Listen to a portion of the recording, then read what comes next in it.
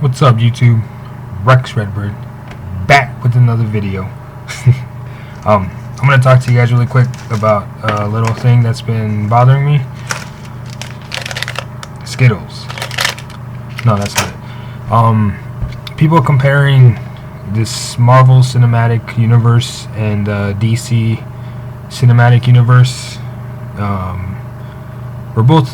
I'm fans of both. Okay.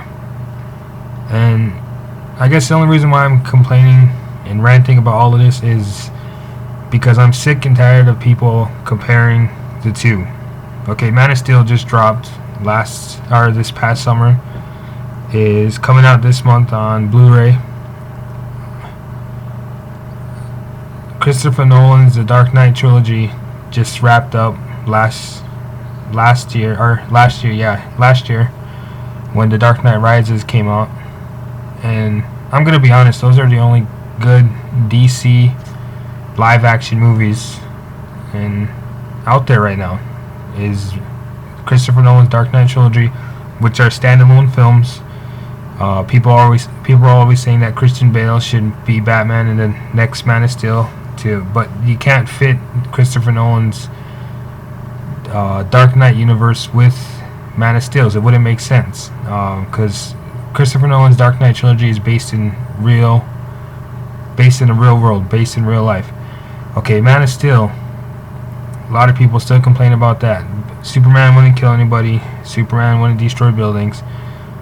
There are many things that you guys aren't looking at, but I'm not here to talk about that. I'm talking about the Marvel Cinematic Universe releasing movies every year, and they are doing a damn good job about it. They released movies up until the point of end of Phase 1 to when the Avengers was finally made. Now they're building Phase 2. Iron Man 3 just came out. Thor 2 is out. Captain America Winter Soldier is coming out. And I guess my deal is why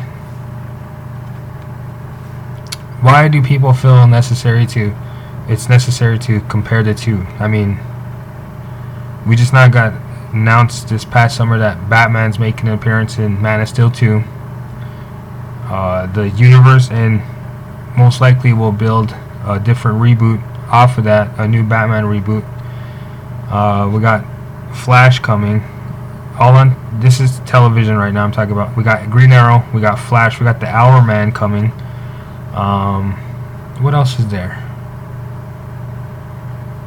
There's rumors going around that Dick Grayson, Nightwing, Wonder Woman will appear in Man of Steel 2.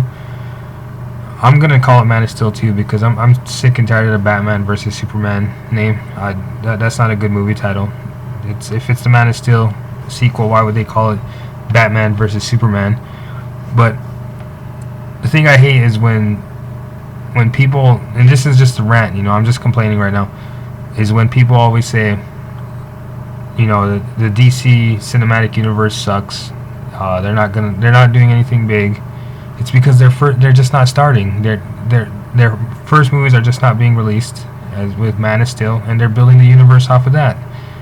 I see people always saying that they're moving they're struggling, they're dragging themselves along while Marvel is moving in strides across. Okay, yeah, that's true. But to compare the Avengers to Man of Steel is just insane. Let's take a look at this. The Avengers. How many heroes do you see on there? You see 5. There's 2 that's not on there. Hawkeye, Black Widow. That's 6 heroes in one movie. They all have their own movies. Comparing them to the Man of Steel is one hero. Okay? You cannot compare this with Man of Steel or with anything DC's dropping right now, because they are not doing superhero team-ups in the DC Cinematic Universe yet. When the Justice League comes out, which I guarantee you it will happen, then you can look back on this and say, was Justice League as good as this? Compare then. If you want to compare the movies, compare Iron Man, compare the single Iron Man movie with Man of Steel. Compare the Thor movies with Man of Steel. Compare Captain America with movies with the Man of Steel movie. You cannot compare the Avengers with Man of Steel because it's a team-up movie against a single superhero movie. It's mind-boggling that everybody always does it. It's Marvel, big Marvel fans, that's their main argument is right here. Is whenever you say something about DC, whenever you say, Man of Steel is good, they always go, oh, well, the Avengers was better. The Avengers was good because there's 6 heroes in the movie. And another thing I just want to point out is that Marvel is now owned by Disney, right? What is Disney aimed at? Family, little kids. The Avengers. Now, I'm not going to say that if just because, Disney owns it. If Disney didn't own this, it might still be the same, but with all the jokes, less, graphic scenes, I don't think this movie, I don't want to say that, I don't think this movie would have been as successful had Disney not been a big part of it. Joss Whedon, and don't get me wrong, Joss Whedon, Robert Downey Jr., all these actors, Chris Evans, Chris Hemsworth, Mark Ruffalo, Scarlett Johansson, they're all great actors. But if Disney did not buy Marvel, I don't think this movie would have been as good. I'm just saying that right now. Because since Disney owns it, the Avengers and every single Marvel movie coming out now is aimed at families and little kids, which helped boost the sales. DC, on the other hand, their movies are, I want to say, for the older comic book fans, because if you look at the DC movies that have come out, Constantine, Watchmen, what else was there? The Dark Knight trilogy. All those are, you still could take your kids to see them, but probably not Constantine. You could still take, or Watchmen. You can still take your kids to see them, but I don't think they would understand what was going on just because of how mature the film is. So, why compare the two?